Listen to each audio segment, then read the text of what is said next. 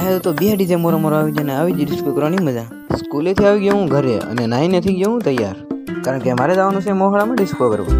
ઘડીક બેસી ગયો હું વાંચવા, કારણ કે હવે થોડાક દિવસમાં આવી જશે મારે 12મા ધોરણમાં બોર્ડ. વાંચવાનું કમ્પ્લીટ કર્યું ત્યાં ગયું સનસેટ, અને હું એ જો ફોટા પાડવા વાડીના આવા સનસેટમાં મેં પાડ્યા થોડાક ફોટા.